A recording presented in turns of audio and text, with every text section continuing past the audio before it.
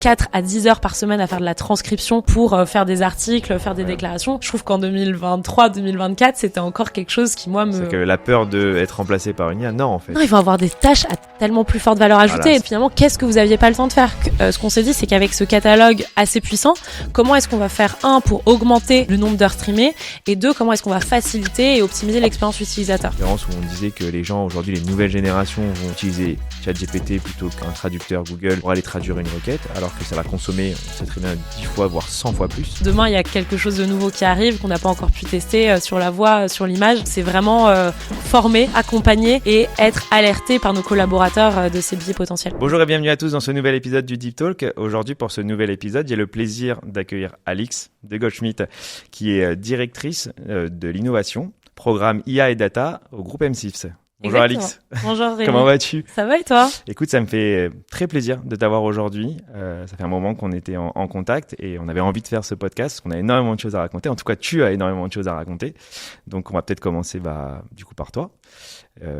Peut-être une petite présentation, nous dire comment tu es arrivé au sein du groupe M6. Je suis arrivée il y a quasiment 8 ans au sein du groupe M6 et vraiment j'ai fait pas mal de choses différentes. Je suis arrivée en tant que business développeur, après j'ai été chargée des relations avec les GAFA au sein du groupe M6, donc j'accompagnais le groupe dans la mise en place de la relation avec Google, Facebook, Amazon, Apple, au moment où on n'avait pas encore trop de track avec eux. Dans quelle année ça ? Je suis arrivée en 2017. D'accord.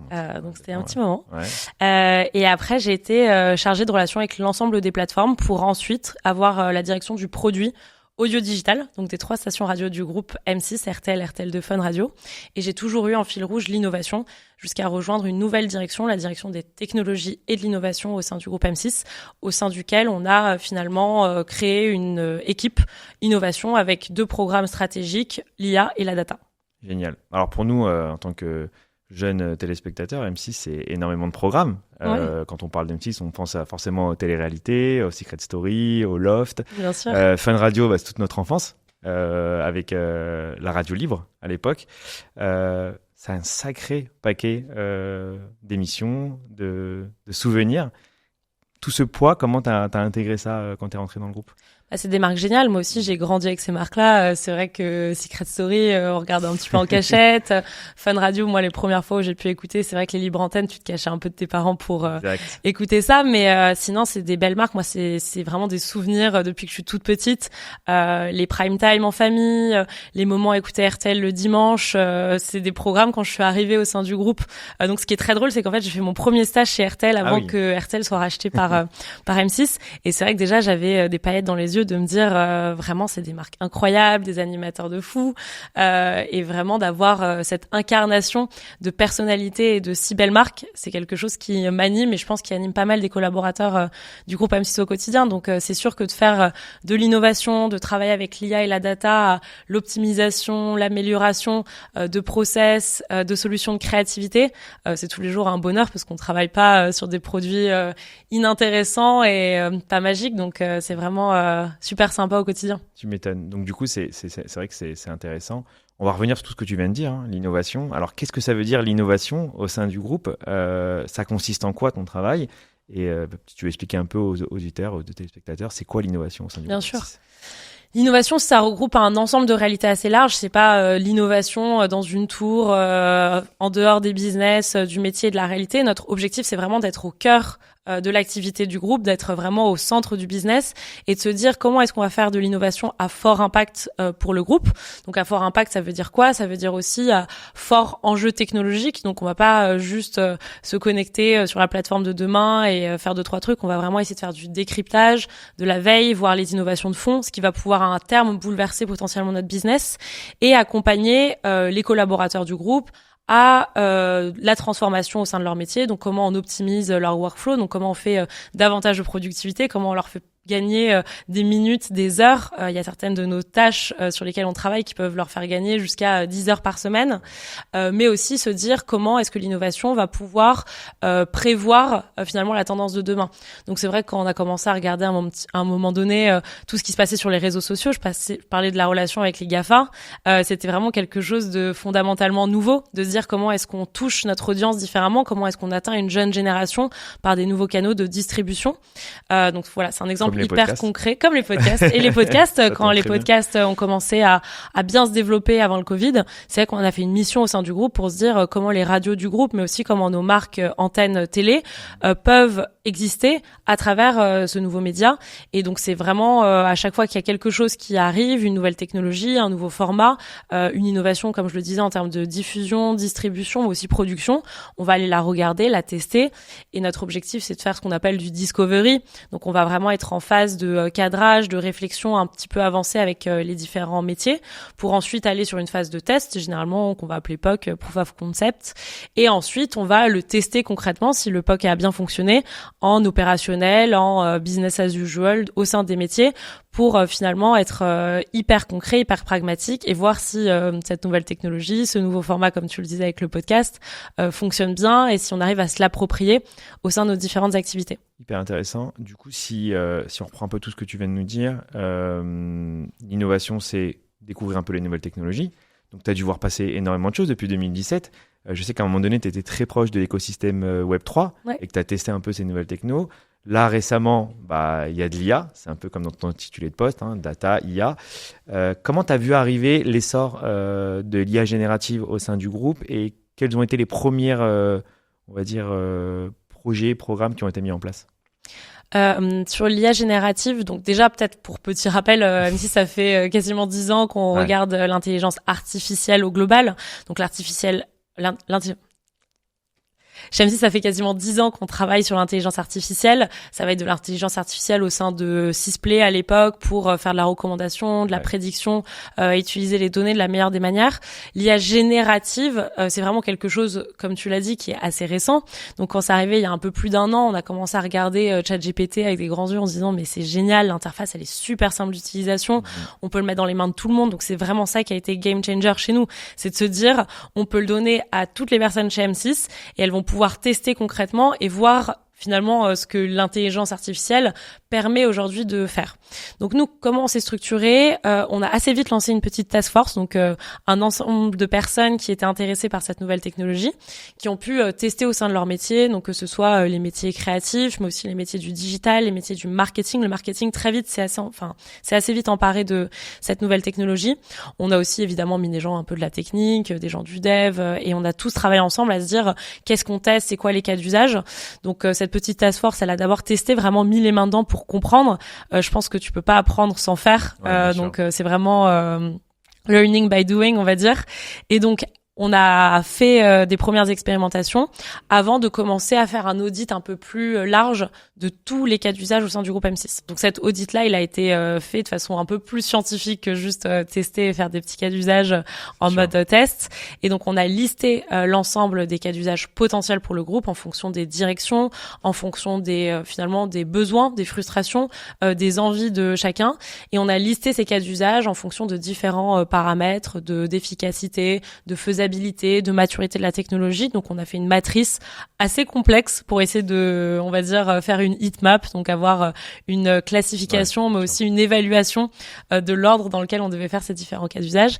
Et on est arrivé à une bonne vingtaine de cas d'usage sur lesquels on se disait, cette vingtaine de cas d'usage, c'est le nombre de cas qu'on veut vraiment avoir réalisé, on va dire, dans les 2 prochaines années, parce que c'est des cas qui ont un fort impact, mais aussi une faisabilité technologique aujourd'hui à l'instant T réalisable. Donc ça, c'est cette vingtaine de cas d'usage à vraiment fort impact. Mais ensuite, finalement, tous les business te remontent au quotidien. J'ai tel besoin, j'ai telle envie, j'ai tel sujet que j'arrive pas à régler. Ça ressort énormément. C'est qu'en fait, les gens sont vraiment très demandeurs de nouvelles technologies, d'utilisation d'IA générative pour leur quotidien. Et c'est vrai que le travail des équipes innovation, data et IA, c'est vraiment de faire le tri dans ce qui est faisable et de proposer les solutions les plus faisables techniques, mais aussi qui ont un meilleur rendement et un meilleur intérêt pour l'entreprise. Complètement. Et il faut être agile. C'est-à-dire qu'en fait, on avait cette liste de cas, mais assez vite, on a intégré progressivement les différents cas d'usage des différents métiers. Et donc, pour conclure un peu sur la structuration, avant finalement d'arriver à la direction de l'innovation au sein de la DTI, donc direction des technologies et de l'innovation, qui est apparu au 1er janvier 2024. En fait, on a monté des premiers comités opérationnels où on réunissait cette ancienne petite task force une fois par trimestre pour passer en revue ces cas d'usage, faire remonter des nouveaux cas. Et en fait, c'était des genres d'ambassadeurs de l'IA au sein des métiers qui nous remontaient le mindset aussi de leurs équipes, parce qu'en fait, il y a quand même aussi beaucoup de peur, de frustration, d'interrogation au début de cette arrivée de l'IA générative. Est-ce que ça va nous piquer nos jobs? Qu'est-ce que ça fait concrètement? Donc nous, notre rôle, c'était vraiment de se dire comment est-ce qu'on développe des cas d'usage, mais comment est-ce qu'on renforce l'adoption, comment on propose les bons outils aux collaborateurs pour finalement les accompagner dans cette transformation-là. Donc comité opérationnel, comité stratégique, parce qu'il faut aussi un fort sponsorship de la part de la direction. Donc il y a un comité aussi trimestriel. Cet élan là au niveau de la direction du groupe, tu l'as senti dès le début. Il y avait, c'est ça aussi qui t'a aidé à développer ça. Déjà d'avoir créé cette direction-là, on a été vraiment parmi les premiers à avoir une direction qui portait le titre. Mais vous n'êtes pas resté au niveau du POC, c'est-à-dire que vous auriez pu rester au niveau du POC. Là, vous êtes vraiment depuis 2024 passé sur de la production. Très vite, on est passé sur de la production. C'était très important de se dire, on fait pas un POC pour faire un POC, on fait un POC pour industrialiser. On fait un POC pour répondre à un besoin. Et donc, l'objectif, c'était pas seulement de poker dès qu'on avait une idée, parce que sinon, on aurait fait 10 000 POC, vraiment. Il y a tellement d'idées. C'est foisonnant. Même ChatGPT, il te donne une idée à la minute. T'imagines, tu le promptes toute la journée, il donne trop d'idées. Donc, nous, l'objectif, c'est qu'on s'est dit, comment est-ce qu'on fait des cas industriels? Et là, je dirais qu'on a une bonne dizaine de cas industriels en production au sein du groupe. Et on a 50 cas dans le backlog qu'on a envie de développer et qu'on passe à chaque fois en comité et opérationnel et de direction pour finalement les évaluer, voir les plus prioritaires et réévaluer la priorité de chacun de ces cas. Génial, c'est hyper intéressant parce qu'on se rend compte que vous avez passé, comme je disais, ce step du POC et de passer en production. Et du coup, tu vas nous parler dans pas longtemps de tous ces cas-là. Pour revenir un petit peu en arrière, parce que du coup, on parle d'IA générative, on rentre tout de suite dans le vif du sujet, mais on ne peut pas faire de l'IA sans une bonne data. Et dans ton intitulé de poste, il y a l'innovation, il y a l'IA et il y a la data. Quand tu es arrivé au sein du groupe, comment était organisée la data en 2017 et versus comment elle est aujourd'hui? Est-ce qu'il y a des évolutions qui ont été nécessaires pour justement intégrer ces cas d'usage d'IA générative? Et du coup, comment est organisée cette data chez toi? Très bonne question, parce que sans data structurée, même un très bon modèle d'IA ne va pas fonctionner, ne va pas tourner. Et c'est un peu ça qu'on a réalisé dans ce iceberg qu'on voit souvent. Finalement, l'IA, c'est la phase émergée de l'iceberg, mais en fait, en dessous, il y a tout ce qui est structuration de la donnée, métadonnées, tout ce qui est algorithmie, etc., et dont on parle pas souvent, donc c'est super de pouvoir y passer un peu de temps. Mais ce qui est très drôle, c'est que moi, quand je suis arrivée au sein du groupe M6, donc j'étais d'abord dans l'ancienne team M6 Web, pour ensuite arriver aux prémices de la première direction de l'innovation à l'époque. Et à ce moment-là, c'était vraiment les fondements du data lake. Donc on commençait à se dire, on a besoin d'une structuration technique de la data. Donc où est-ce qu'on stocke nos données, comment est-ce qu'on les structure, comment est-ce qu'on les met à disposition de l'ensemble des collaborateurs. Donc vraiment il y a 7 ans, on va dire, c'était le tout début de cette structuration du data lake qu'on a depuis bien inscrit dans la façon dont nos process sont mis en place d'un point de vue structuration technologique, on va dire, de la data, parce qu'aujourd'hui, comment c'est constitué? Il y a, on va dire, 2 équipes socles techniques, le data lake et le data warehouse, qui sont vraiment les pourvoyeurs de données principaux. Ensuite, des différentes équipes data qui se retrouvent dans les métiers.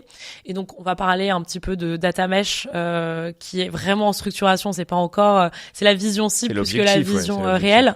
Mais l'objectif aujourd'hui, c'est qu'il y ait des personnes qui soient responsables de la donnée au sein des différents métiers, parce qu'en fait, de data gouvernance, du coup. De data gouvernance, bien sûr. Il y a une data gouvernance qui est en train d'être mise en place. C'est des choses assez longues. Là, la première étape, ça a été de constituer un data catalogue. Donc, comment est-ce qu'on finalement met à plat toutes les données et leurs définitions? Comment est-ce que ensuite les différents métiers et les personnes responsables de la donnée dans les métiers finalement sont au-delà de leur data, donc vont pouvoir mettre à disposition les accès, mais aussi qui a accès à quoi? Parce qu'en fait, c'est aussi ça qui va être structurant, que ce soit dans la responsabilité des données, mais aussi dans la façon dont on va structurer la data pour les modèles d'IA. Et donc aujourd'hui, c'est ça, cette vision cible qu'on essaye de mettre en place, c'est d'avoir un socle technologique toujours au sein de la DTI, la direction des technologies et de l'innovation, qui va être pourvoyeur de données et accompagner les projets à fort enjeu technologique des différents métiers qui vont ensuite analyser cette donnée, écouter les métiers et nous faire remonter le cas d'usage, les différents use cases des métiers, mais aussi analyser au quotidien et mettre à disposition avec des dashboards, des finalement visualisations métiers, la donnée au sein sein de leur direction. Si on parle un peu en chiffres, du coup, toutes ces données, ça représente combien de données déjà? Peut-être de quantité, de taille de base. Est-ce que tu peux aussi nous dire les tailles des équipes? Combien de personnes travaillent autour de la donnée? Combien de personnes travaillent à l'innovation? C'est intéressant de se rendre compte un peu de... Et combien de personnes chez M6 aussi, on ne sait pas. Alors c'est tellement pour les données, c'est tellement infini, mais globalement on se rend compte que en fait là on arrive à un travail où on essaye de structurer sa donnée, se dire combien on a de données. Donc on a des millions de données, des millions de métadonnées aussi, et c'est des choses qu'on essaye d'enrichir par ailleurs. Donc là on se dit qu'on a des millions, mais si on arrive à des milliards de données, tant qu'elles sont bien structurées, bien nettoyées, qu'elles viennent servir un vrai cas d'usage, c'est vraiment un objectif, mais c'est des données en croissance constante. Et après au sein des équipes, on est environ dans le socle technologique, donc je te parlais, donc Data Lake, Data Warehouse, on est une bonne vingtaine. Et dans les métiers, ça dépend des équipes, mais côté M6+, environ 10 personnes. Côté radio, il y a un référent data, donc c'est une plus petite équipe, comme tu le vois. Et après, on va avoir surtout une grosse base côté régie publicitaire, parce qu'effectivement, pour nos annonceurs, de créer des segments, d'avoir vraiment une donnée fine, même pour les commerciaux et le marketing de nos antennes et de la régie pub, d'avoir une bonne dizaine de personnes aussi à cet endroit-là, c'est ultra important et très stratégique. Donc une grosse équipe. Des belles équipes data qui s'ennuient pas, et pareil nous côté innovation on s'ennuie pas non plus, donc je suis accompagnée d'un ingénieur dans mon équipe, donc on est vraiment 2 personnes full time, et après on a des stagiaires qui sont là pour nous accompagner sur des projets de recherche notamment, donc ils sont beaucoup là pour les annonces de stage après bien sûr dans la description du podcast. J'ai toujours 2 stagiaires en continu, on essaie aussi de nouer des partenariats avec des écoles pour nous accompagner sur des projets de recherche, et à côté de ça on travaille en fonction des missions avec des consultants qui peuvent nous accompagner sur finalement un projet plus défini. Donc ce sera moins des missions couteau suisse, mais plus des missions on a besoin de monter tel projet, par exemple comme je te le disais, l'enrichissement de métadonnées, ou finalement d'accompagner le plan de transformation de la direction des technologies et de l'innovation, et là on va plutôt s'accompagner sur des ressources externes pour aller d'un point A à un point B avec nous sur ces projets-là. Génial. On voit à peu près comment ça fonctionne. Donc une bonne data pour pouvoir faire une belle IA et des beaux cas d'usage. Du coup, on va rentrer dans le vif du sujet du podcast. On est au Deep Talk, donc on parle des cas d'usage d'IA générative. Est-ce que tu peux nous citer quelques cas d'usage à fort impact que vous avez mis en production Bien sûr. Récemment et qui pourront parler à nos auditeurs? Oui, alors le premier cas d'usage que moi j'ai vu, et qui est pas un cas d'usage à proprement parler, mais qui est pour moi le socle essentiel de tous les autres cas d'usage, c'est la formation. La formation, ça a été quelque chose qu'on a mis en place dès le début de l'arrivée de l'IA générative en début 2024. On s'est dit comment est-ce qu'on accompagne cette transformation. Donc on a décidé de former l'ensemble des collaborateurs du groupe. Donc c'est quasiment 2000 collaborateurs, donc c'est quand même un beau chiffre.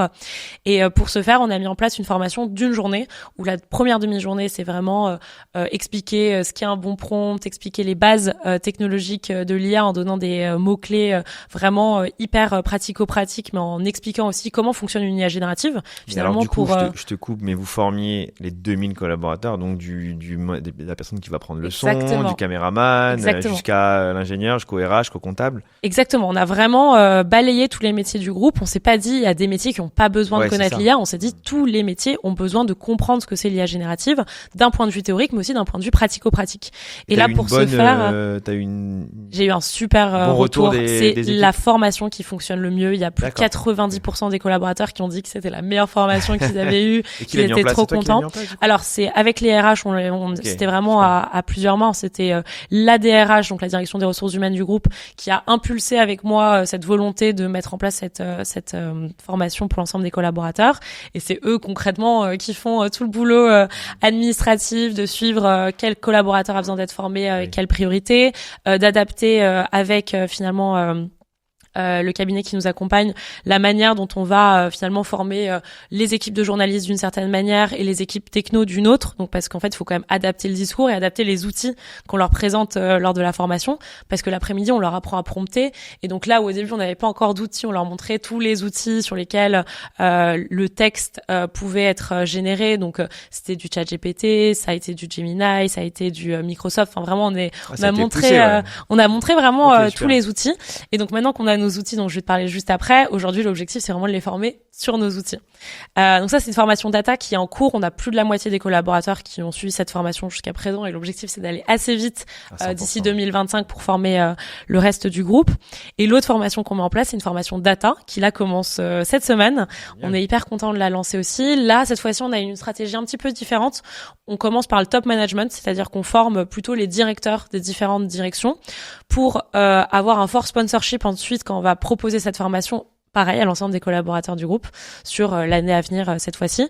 Et donc là, le fort sponsorship, c'est aussi de se dire, on montre aux directeurs qu'est-ce qu'on va apporter finalement à leur N-1, c'est-à-dire une formation très pratico-pratique, très hands-on aussi sur la création de dashboards, sur comprendre les équipes data, les questions que tu m'as posées. En fait, si j'ai une question, si j'ai un cas d'usage, à qui je peux le remonter.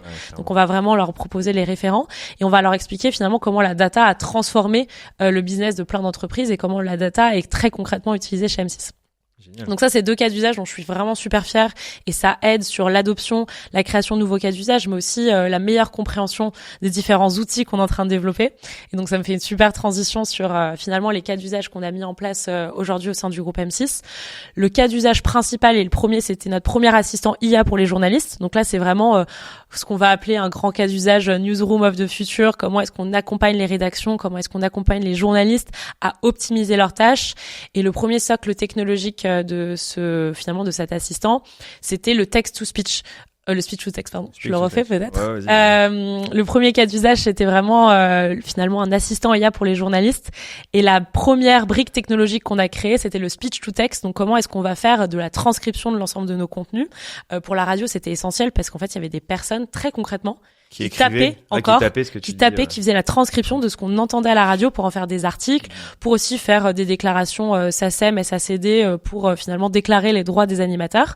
Et donc, on voit que sur une dizaine de personnes, ça a pu leur faire économiser jusqu'à 90% du temps de la tâche. Donc, enfin, c'est vraiment un chiffre qui, moi, me fait halluciner et me dire qu'il y avait des gens qui passaient 4 à 10 heures par semaine à faire de la transcription pour faire des articles, faire des déclarations. Je trouve qu'en 2023, 2024, c'était encore quelque chose qui, moi, même si souvent c'était des stagiaires ou des personnes qui faisaient à contrario quand même qui aujourd'hui vont faire complètement autre chose et qui vont quand même avoir ce que tu disais, c'est que la peur de être remplacé par une IA, non, en fait. Non, ils vont avoir des tâches à tellement plus forte valeur ajoutée. Voilà, donc là, c'est le travail qu'on fait, c'est finalement qu'est-ce que vous aviez pas le temps de faire. Qu'est-ce que vous aviez pas le temps de faire, c'est souvent on n'avait pas le temps de faire des recherches hyper approfondies sur du travail de fond, de la créativité, aussi de la manière dont on pouvait reformater en fonction des plateformes nos contenus.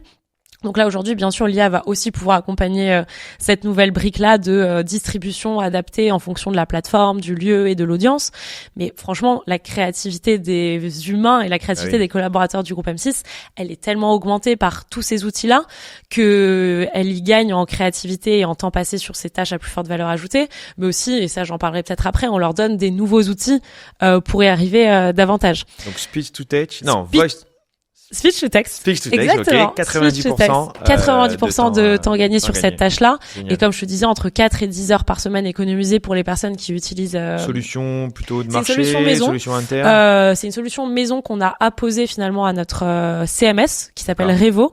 Okay. Donc c'est là où on va vraiment éditer et mettre en avant tout notre contenu.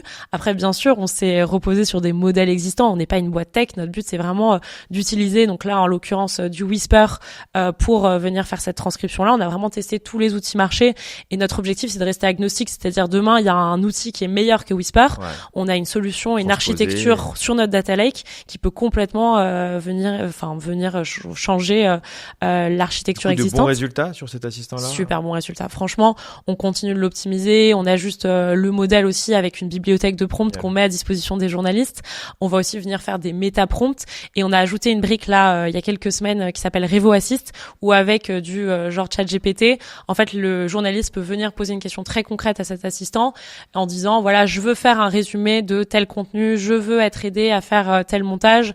Et donc, l'assistant va vraiment venir répondre au journaliste de la meilleure manière possible sur de l'aide à la décision, de l'aide à l'écriture et de la génération de contenu. Donc là, je te parle de texte, mais on a aussi mis en place un modèle d'image pour pouvoir créer... Déjà en multimodal. On est déjà en petit multimodal. Petit multimodal. On est aussi sur la reconnaissance de voix qu'on est en train de mettre en place pour pouvoir reconnaître connaître finalement les speakers Oui. qui viennent parler sur nos antennes. Comme je te le disais, non seulement pour faire de l'aide au montage et finalement de l'aide à l'écriture, mais aussi pour faire de la déclaration de la parité sur nos antennes. Donc on va pouvoir vraiment faire des rapports optimisés pour les directions de l'Arcom et de toutes ces institutions qui nous demandent des comptes à raison sur la manière dont on a une parité, les sujets green sur nos antennes. Et ça va être sur l'image. Sur l'image, c'est quoi le cas d'usage? Pouvoir créer des images pour venir illustrer nos sujets sur RTL.fr, mais aussi sur nos plateformes sociales. Donc ça, on a évidemment, au sein de la formation, un très grand volet sur attention au copyright, attention aux images que vous utilisez et dans quel but. Vraiment, l'output, on dit aux collaborateurs du groupe, faites très attention à vérifier les hallucinations, les biais potentiels. Et il n'y a aucun contenu généré par ces outils IA qui ne sont pas vérifiés, pas relus et pas vérifiés par un humain avant d'être mis en ligne. Ça, c'est vraiment la règle de base et on est très à cheval là-dessus et on n'a vraiment pas envie d'avoir un incident un jour sur une erreur de l'IA générative. Tu me tends la perche plutôt du coup sur l'IA Act, puisque c'est ce que tu dis là, c'est un peu ce qui est contenu dans l'IA, de vérifier forcément, de prévenir quand on modifie une image aussi. C'est des sujets qui sont d'actualité. Il y a eu une mise à production de l'IA Act, enfin une sortie de l'IA Act, on va dire, courant août, un deuxième volet en février. Est-ce que vous avez regardé un peu de quoi ça parle? Est-ce que vous avez mis en place des barrières, des contrôles? Alors nous, on a été très en amont de l'IA Act. On a tout de suite analysé ce que ça voulait dire, regardé les niveaux de sécurité. Nous, on n'est pas encore vraiment concernés par cette IA Act, mais ça va arriver assez vite. Donc ce qu'on a fait aujourd'hui, c'est qu'on a documenté tous les cas d'usage qu'on a mis en place. Donc là, Revo dont je te parle, il est documenté pour l'IA Act et on a échangé un petit peu avec les différentes autorités et associations pour leur montrer ce qu'on avait pu mettre en place. Aujourd'hui, même si on n'est pas concerné, on se dit qu'on veut commencer d'ores et déjà à prendre des bonnes pratiques et à le mettre en place dans notre process de création de cas d'usage. Là, on est aussi en train de créer un autre assistant interne pour l'ensemble des collaborateurs, Alfred, et donc il va avoir quand même pas mal de données d'entreprise, tout comme Revo dont je te parlais juste avant. Parle-nous d'Alfred un petit peu en détail du coup. C'est plutôt en interne. C'est en interne. C'est un autre cas d'usage en interne. Alfred, ça va vraiment être l'assistant à tout faire pour l'ensemble des collaborateurs. En fait, ce qu'on s'est dit, notre stratégie, ça a été de se dire, chaque équipe va avoir un besoin très spécifique, va avoir un besoin d'un agent particulier qui va pouvoir l'aider à automatiser, générer une tâche particulière, mais il faut une base, un socle pour tous les collaborateurs, et donc ça, c'est Alfred. Alfred, c'est le majordome de Batman, évidemment. Donc ça va vraiment être notre assistant à tout faire, évidemment. Ça va vraiment être notre assistant à tout faire chez M6. L'objectif, c'est de l'avoir un petit peu méta-prompté pour adapter cet usage-là à quelques cas, par exemple de la génération de contenu textuel, mais aussi de l'aide au code, parce qu'en fait, Alfred est très bon pour faire ça. Aujourd'hui, on se base sur Claude 3.5, mais demain, pareil, on est hyper ouvert à faire de l'orchestration de différents modèles. On a très bon retour sur Claude. Très bon retour, mais à la fois sur de l'édito que sur du code. Enfin, c'est assez hallucinant. Puissant, Les équipes sont ultra impressionnées par les résultats du modèle. Et ça nous coûte, on va dire, 1 ou 2 euros par mois par utilisateur aujourd'hui sur du texte, uniquement de la génération de texte. Et c'est vraiment de se dire comment est-ce qu'on met à disposition un outil accessible à tous. Donc, on n'est pas en train de se dire, contrairement à on pourra en parler après, des outils de génération d'images ou de vidéos qui coûtent un peu plus cher et qui sont réservés, on va dire, à des créatifs qui en ont besoin. Là, ça va être vraiment tous les collaborateurs qui vont pouvoir s'en servir et l'utiliser au quotidien pour venir optimiser leurs tâches, nous remonter des cas d'usage et à terme qu'on puisse avoir un genre de bibliothèque de prompts et de cas d'usage qui pourront être bien mis en avant avec cet assistant-là. Mais c'est vraiment un assistant technique à l'origine de tous les autres cas et tous les autres assistants qu'on pourrait développer. Parce qu'on pense quand même que les développeurs vont peut-être avoir besoin d'outils un peu plus poussés, connectés à Confluence, à Jira, et donc là on regarde d'autres outils qui pourraient nous permettre finalement d'optimiser ce cas d'usage-là. On utilise aussi des assistants IA qui peuvent venir faire de la génération d'images, donc on va de Midjourney à idéogramme, en passant par d'autres outils aussi. de génération, par DALL-E évidemment, DALL-E sur lequel on se connecte déjà via une API, donc on est déjà bien plugué, mais bien sûr que l'interface utilisateur est aussi super sympa. Et sur la création de vidéos, là on en a testé pas mal. On a testé des Luma, des Runway. On adorerait tester un Sora et on regarde avec attention. On attend tous que Sora sorte pour pouvoir le tester, mais on a tous testé Runway. Et c'est vrai que Runway est impressionnant. Exactement. On a vu les résultats récemment. J'ai moi-même testé à titre personnel et c'est vraiment impressionnant. Ouais, Runway, on est hyper impressionné à chaque fois qu'on s'en sert. Et donc, du coup, le cas d'usage au sein, on essaie d'imaginer le cas d'usage au sein du groupe M6 pour un Runway. Alors, pour le texte, je vois bien. Pour les images, je vois. Mais on a encore un peu de mal à avoir des cas d'usage en production de la vidéo générative. Ouais, de vidéo. Hyper concrètement. on a fait un générique, une bande d'annonce pour Destination X, qui était un de nos programmes phares sur M6 il y a quelques mois. Et donc, on a été parmi les premiers à vraiment faire un contenu télé généré par IA. Donc là, très concrètement, il y avait le X de Destination X qui était apposé sur un ensemble d'images générées par IA. Et en fait, c'était des vues en hauteur, donc finalement des vues qui auraient été ultra dures à tourner. Et en fait, il y avait un genre de timelapse sur l'ensemble de ces images-là. Et donc, le coût de production de ce générique-là aurait été fois 100 si on avait vraiment tourné ces images-là. Et encore, je suis gentille. Ouais. Là où, en fait, là, c'était le cerveau d'une personne à la production vidéo qui s'est dit, finalement, c'est une émission de voyage. Alors, c'est ça qui est super intéressant. Ça, parce qu'on entend c'est trop intéressant. Au sein de c'est que nous, évidemment, à la direction de l'innovation, on a dit, c'est notre cœur business, la vidéo. Comment est-ce qu'on s'approprie ces outils-là? Comment on les met dans les mains de la prod? Mais finalement, c'est quand même la prod qui, à chaque fois, a l'idée créative. C'est un humain qui va se dire, c'est quoi le bon prompt? C'est quoi le bon cas d'usage par rapport à une nouvelle émission? Grâce à ta formation, du coup? Là, franchement, la personne, Benjamin, était déjà ultra avancé sur l'image et sur la vidéo générée par IA. Et en fait, c'est vraiment, pour moi, on apprend chacun des uns et des autres. C'est-à-dire que les créatifs, ceux qui font de la prod vidéo, on leur dit, voilà, est-ce que vous avez testé ci, est-ce que vous avez testé ça? Nous, c'est à nous de leur mettre dans les mains les bons outils, mais après, c'est eux qui ont la compétence et l'expertise technique. C'est ça qui est fou. On est dans une révolution en marche. Et que tout le monde aujourd'hui a les capacités de monter en compétences, et il n'y a pas aujourd'hui de personnes qui peuvent dire c'est moi l'expert sur ces sujets-là. Complètement. Donc ça, c'est hyper intéressant parce qu'on a des cas d'usage qui remontent de partout, on a des utilisateurs qui sont pas forcément spécialistes là-dessus mais qui l'utilisent, et c'est ce que j'entends souvent dans les podcasts, c'est que les collaborateurs de l'entreprise sont à l'initiative. Exactement. Et c'est eux qui nous remontent des nouveaux cas d'usage. Donc typiquement sur Pékin Express, on avait des paysages de fou, mais quand tu les resizais pour les formats réseaux sociaux, en fait ça perdait toute sa profondeur et toute sa capacité. Et donc les mêmes équipes se sont dit, vas-y, on va utiliser les outils d'IA générative pour recréer finalement l'image, mais adaptée dans le bon format. Ou alors vont augmenter la qualité de l'image, parce que parfois on reçoit des images de nos distributeurs qui nous envoient des images promotionnelles, et t'as certaines IA aujourd'hui qui peuvent optimiser la qualité de ces images-là pour notamment les mettre en avant sur notre plateforme M6+, qui est une plateforme très fort enjeu pour nous de streaming sur de la VOD. Et donc là, on se dit comment est-ce qu'on continue à non seulement utiliser l'IA pour améliorer la créativité. Là, je t'ai donné les exemples d'images et de création de vidéos. Comment on optimise la productivité pour nos journalistes, pour l'ensemble des collaborateurs avec notre Evo Assist ou notre Alfred. Et enfin, comment est-ce qu'on améliore la qualité et l'expérience utilisateur? C'est ce que j'allais dire. J'allais y venir du coup sur cette plateforme M6+, parce que on voit que les usages aujourd'hui de la consommation de la télévision ont énormément évolué. On en a déjà parlé sur d'autres podcasts. Mais c'est vrai qu'on ne regarde plus la télévision en 2024 comme on l'a regardé en 1990. Même si en 90, je ne la regardais pas, j'étais trop petit. Mais du coup, cette plateforme M6+, elle a un fort enjeu, tu l'as dit. Et la prédiction de contenu, c'est ce qu'on aimerait tous savoir. On aimerait tous allumer notre télé et qu'on nous propose le meilleur programme qu'on a envie de regarder. Alors, ça arrivera peut-être un jour, et effectivement, déjà avec les box, on arrive à avoir davantage de données. Nous, notre service M6+, aujourd'hui, c'est un service qui est disponible vraiment sur tous les types de devices différents, comme tu le disais, de ton ordinateur à ton smartphone, en arrivant même à l'Apple Vision Pro, dans lequel on est présent. On était là dès le lancement en juillet en France. Et donc, globalement, M6+, c'est vraiment notre plateforme d'AVOD. Donc, c'est-à-dire qu'on va avoir non seulement les contenus de notre télé, mais on va avoir des contenus en plus de streaming, comme tu peux en retrouver sur toutes les autres plateformes de streaming, des séries, des documentaires, des films. Vraiment, le catalogue, il est infini. Et donc, ce qu'on s'est dit, c'est qu'avec ce catalogue assez puissant, comment est-ce qu'on va faire, pour augmenter le nombre d'heures streamées, et deux, comment est-ce qu'on va faciliter et optimiser l'expérience utilisateur. Donc, plusieurs choses. Là, on est en train de mettre en place un assistant interne au sein de la plateforme, donc un assistant IA qui va permettre aux utilisateurs de chercher en langage naturel. Je cherche une romance entre copines, qu'est-ce que je peux regarder?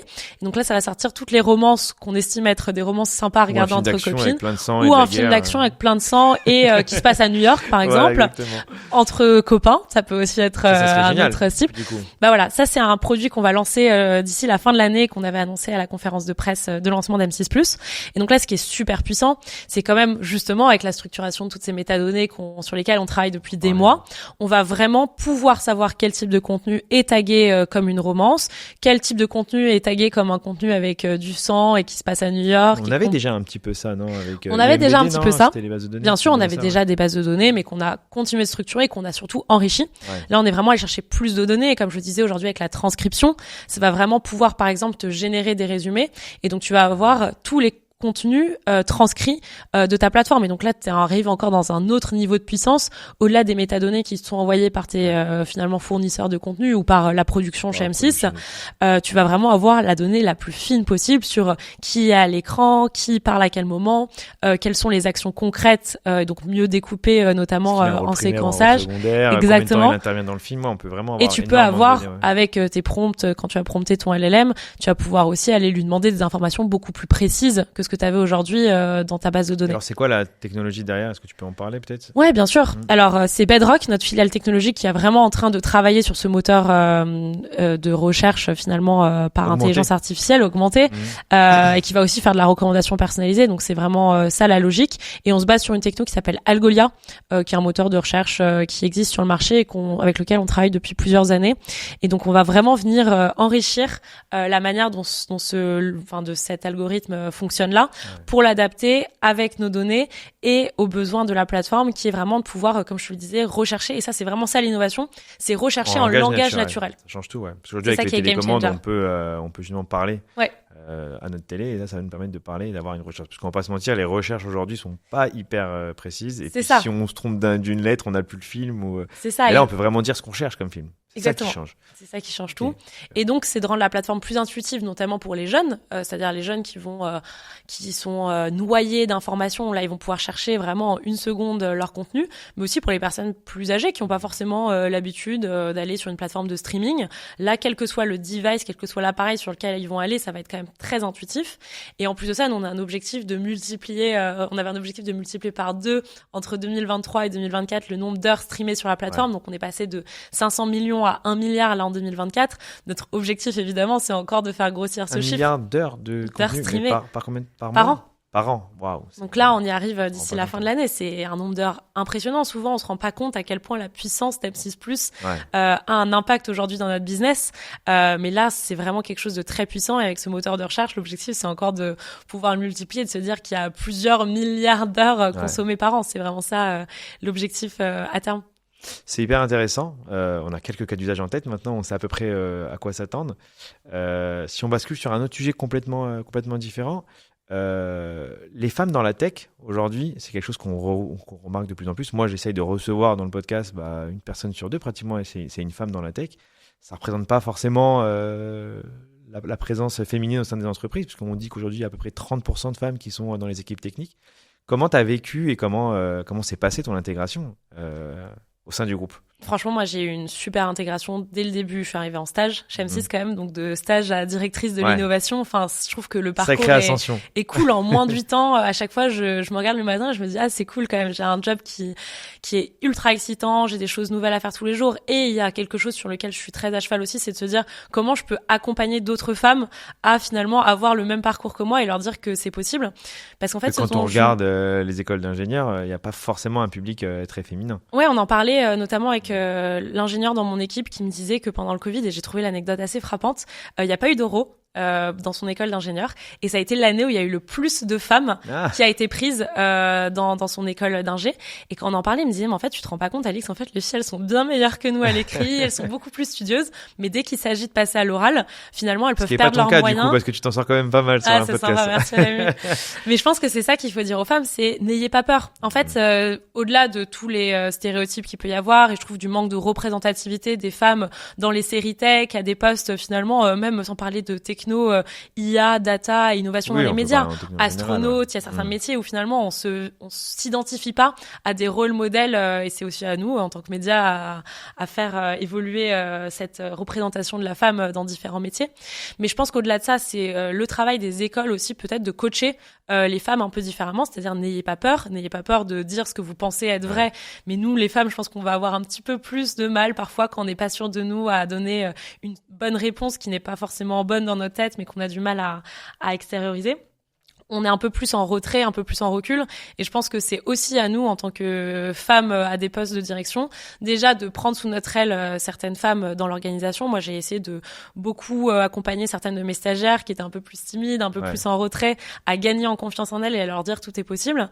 Mais aussi aux organisations à mettre en place des initiatives. Nous, chez M6, par exemple, il y a eu un programme où des membres du COMEX prenaient en mentorat des jeunes femmes de l'organisation qui postulaient finalement pour avoir un mentor au sein du groupe et qui les accompagnaient accompagner dans leur évolution en leur donnant des conseils pratico-pratiques. Après, je pense que ça, c'est une étape dans le chemin. Ça doit pas être à vie, c'est pas quelque chose qui doit se pérenniser dans le temps, c'est plutôt à un moment donné donner des exemples très concrets, mettre en place des choses, des initiatives pour permettre aux femmes de prendre plus de place, mais j'ai aucun doute que dans les prochaines années, finalement les comités de direction seront plus féminisés et donc les femmes continueront elles-mêmes à mener ce combat, tout en ne lésinant jamais sur la qualité du profil. C'est-à-dire, je pense qu'il faut pas prendre une femme pour prendre une femme, pour prendre une femme. Faire de quotas, ouais. Exactement, faut pas faire des quotas, faut prendre une femme parce que elle est là, elle le mérite et tu l'as accompagnée. T'en as fait un incroyable talent au sein de ton entreprise pour prendre ce poste. Et j'ai été accompagnée, en tout cas, moi, de mon côté, dans ce chemin-là. On va faire une petite dédicace à celui qui t'a accompagné.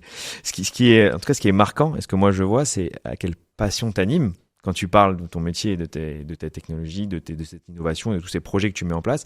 Et c'est quelque chose que je retrouve au sein du public féminin du podcast, c'est que les femmes sont vraiment passionnées par ce qu'elles font. Et elles le font pas parce que, à la différence d'un homme qui va faire de la technique parce que voilà, il a été prédéterminé à faire la technique. Les femmes qui sont dans la tech, on sent que vraiment il y a une vraie passion qui les anime et c'est un vrai sujet qui les intéresse. Et c'est pour ça qu'elles le font et du coup c'est pour ça qu'elles le font très bien aussi.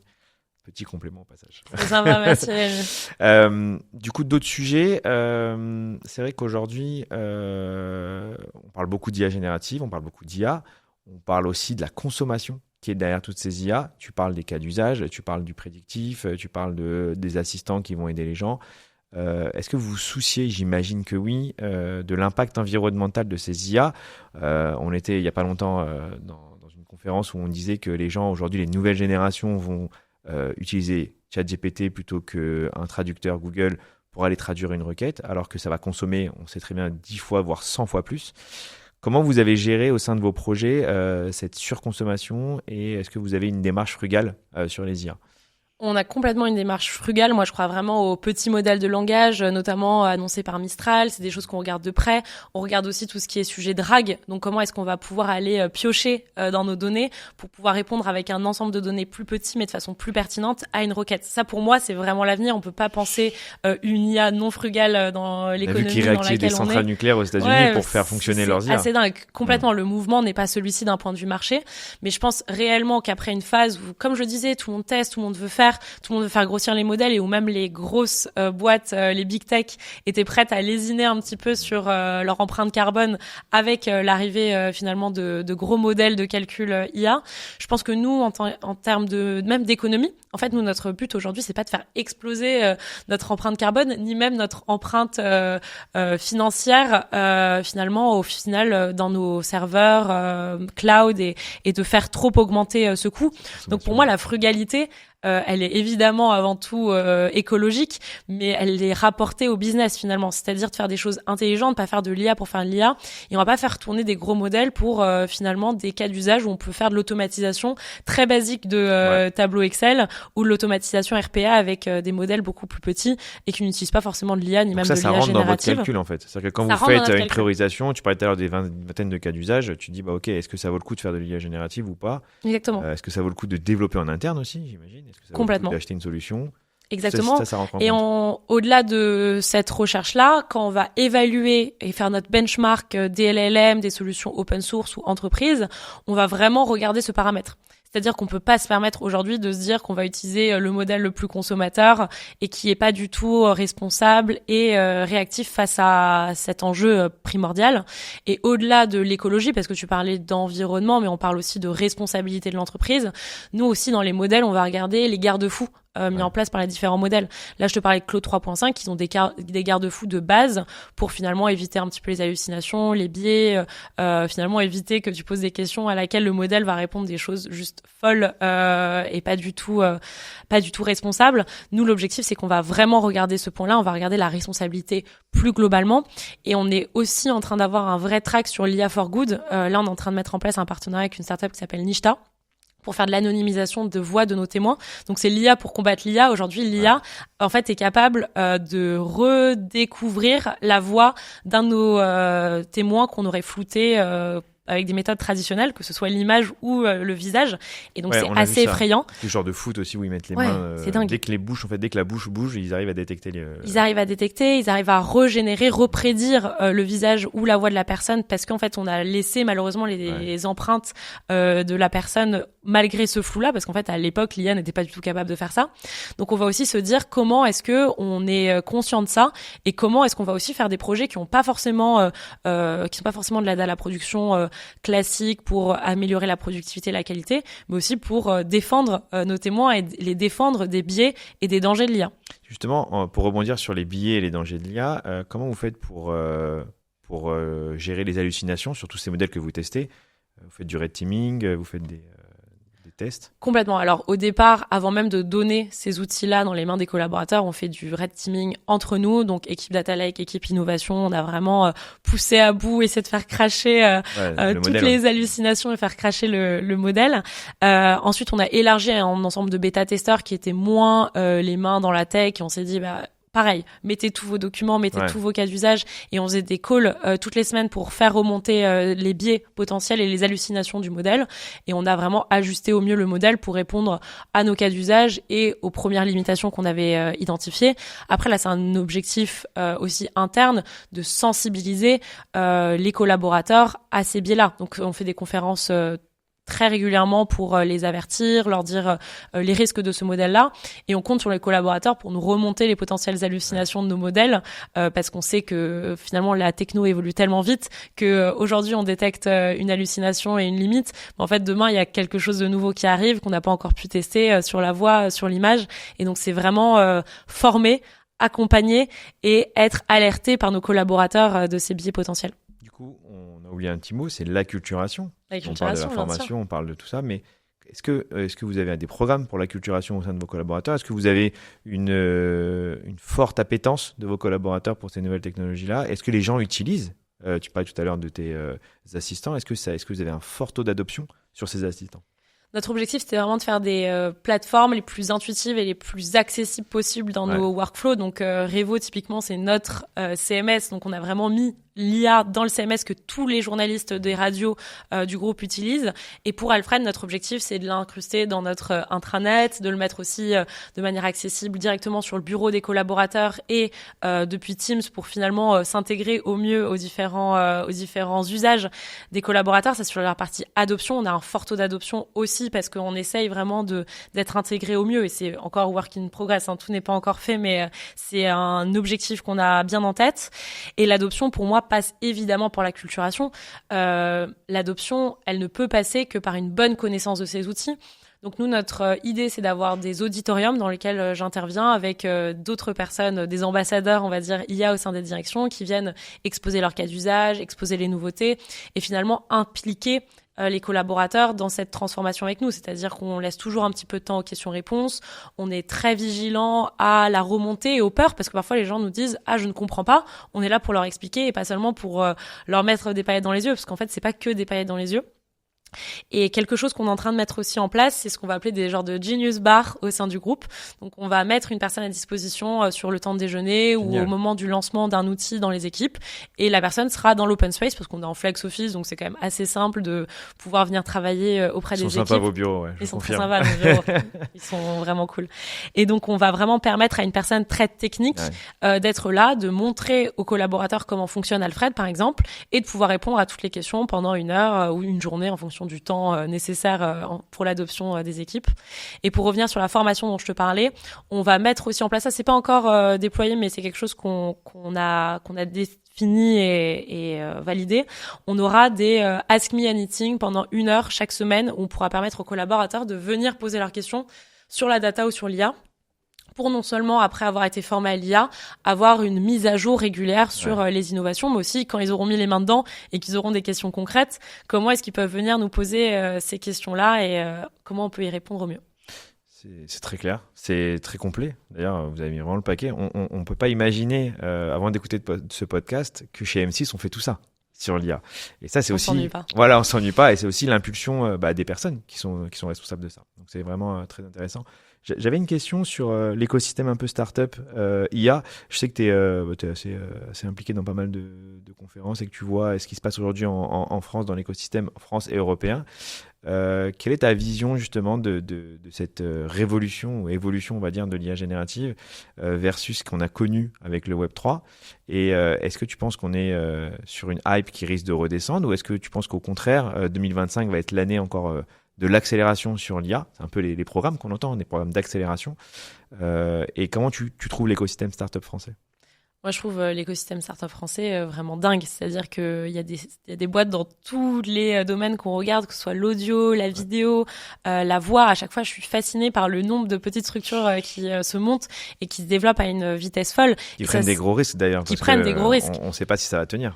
Qui prennent des gros risques, et donc nous, notre rôle, c'est de se dire toujours make or buy. On peut pas tout faire, et effectivement il y a parfois des modèles qui existent et sur lesquels on s'appuie pour développer notamment les assistants dont je te parlais, mais parfois en fait on se dit que c'est beaucoup plus que uniquement le modèle. C'est l'interface utilisateur, c'est le workflow, c'est finalement aussi la force qu'une startup peut avoir d'avoir plusieurs clients qui vont mettre à disposition un ensemble de données, un ensemble de cas d'usage, et qui vont pouvoir nous permettre d'avancer ensemble sur ce cas d'usage. Donc pour te donner un exemple, là on a monté avec d'anciens partners in crime du Web3, l'agence Barry, un outil qui s'appelle Subtil AI, qui va nous permettre de faire de la version multilingue pour venir finalement sous-titrer nos contenus. Et donc là, ça aurait été évidemment possible de dire à notre équipe data, on regarde les modèles qui existent, on fine-tune un petit peu, on fait de l'orchestration de données, et voilà, l'un dans l'autre, ça va nous permettre de faire de la version multilingue. Je ne pense pas, parce que, le workflow, finalement, est presque plus complexe que l'orchestration de différents modèles LLM. Et Subtil AI, la force qu'ils vont avoir, c'est de pouvoir aller être partenaire et client d'M6, mais aussi de pouvoir aller voir d'autres partenaires médias, des producteurs, dans d'autres différents pays, et finalement, on est plus fort ensemble. Donc là, je te donne un exemple sur la version multilingue, mais pareil, sur le sous-titrage pour souris malentendants, pour l'accessibilité en langue des signes française. Finalement, on a une start-up qu'on a regardée depuis le CES l'année dernière qui s'appelle Ives, qui permet de créer des avatars pour signer en LSF. Et ça, honnêtement, enfin déjà, ça aurait été incongru que ce soit une boîte comme nous qui développions notre propre modèle et notre propre interface. Mais je trouve ça fascinant. Tu l'as dit, vous n'êtes pas une boîte tech. C'est pas votre. On n'est pas une boîte tech. Ouais. On n'est pas une boîte tech. Donc effectivement, de regarder l'effervescence des boîtes, bon là en l'occurrence avec Barry, c'est franco-israélien, mais si on regarde d'autres plus petites boîtes et startups françaises comme Nishta, avec laquelle on commence à travailler, comme je te le disais, sur l'anonymisation de voix, je trouve ça fascinant de se dire que pour chaque besoin, on va être capable finalement d'aller screener l'écosystème français. Je te dis pas toujours qu'on va partir avec une boîte française, parce qu'en fait, comme je te le disais sur hommes, femmes, on va aller chercher la meilleure boîte. Mais quand c'est une boîte française, on est quand même super content de pouvoir bosser avec l'écosystème français, qui est, comme tu le dis, super riche et qui est quand même ultra présent dans des gros événements, à Station F, au comptoir IA, auquel on a l'habitude de se voir aussi de temps en temps. Et c'est fascinant. Et en fait, si on pouvait, moi je dormirais pas pour les rencontrer et lire tout ce qu'elles font au quotidien, parce que il y a tellement d'infos tous les jours que c'est fascinant. On arrive pratiquement à la fin du podcast. Il y a toujours une petite question que j'aime bien poser. C'est, du coup, maintenant les gens t'ont écouté. Ils veulent tous travailler dans ton équipe. C'est quoi les premiers critères ? Tu sais que je dirige le cabinet Unique en parallèle et que du coup, on passe notre journée à recruter les meilleurs talents de l'IA. C'est quoi les premiers critères que tu vas regarder sur une ressource ? Sur une ressource, je pense que c'est ultra intéressant de se dire, évidemment, quels sont ses hard skills, c'est tout ce qu'on regarde, quelles expériences dans l'IA ils ont eu, par qui ils sont passés. Et ça, forcément, c'est le premier truc en tant que recruteur, tu vas checker.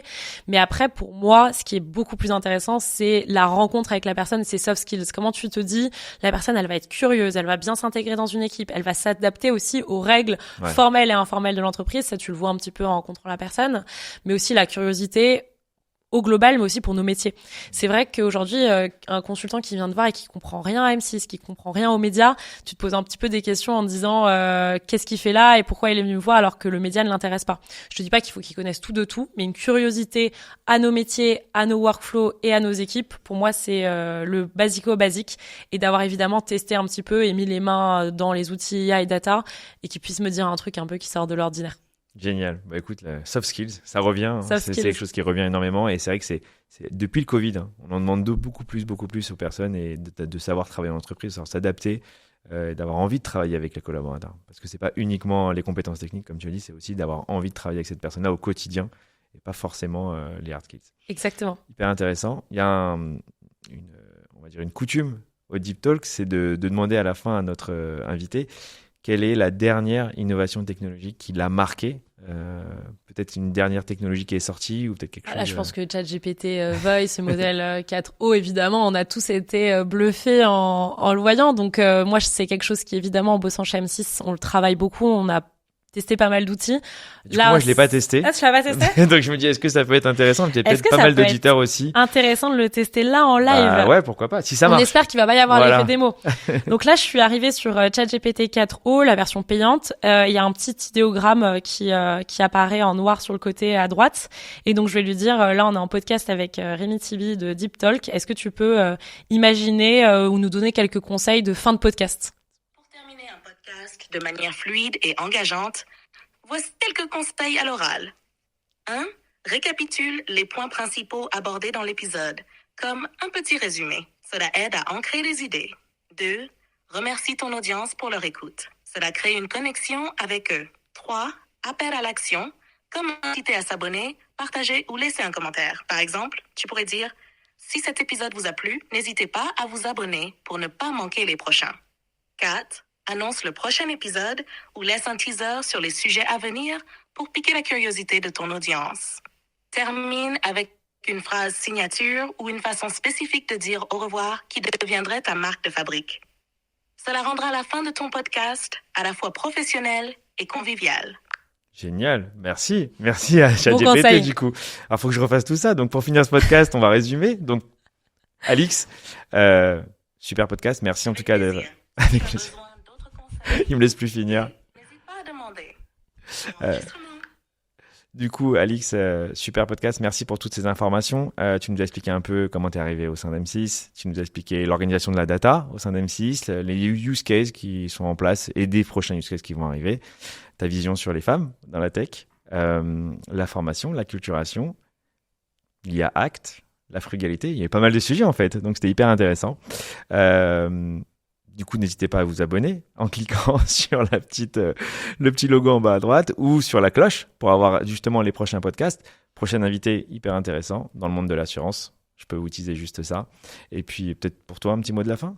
Ouais, on vise le million de vues au moins sur ce podcast, non? minimum 1 million de vues. Minimum le million de vues. Merci beaucoup, Alix. Et je te souhaite plein de réussite dans tes projets. Et merci encore d'avoir accepté mon invitation. Merci, Rémi.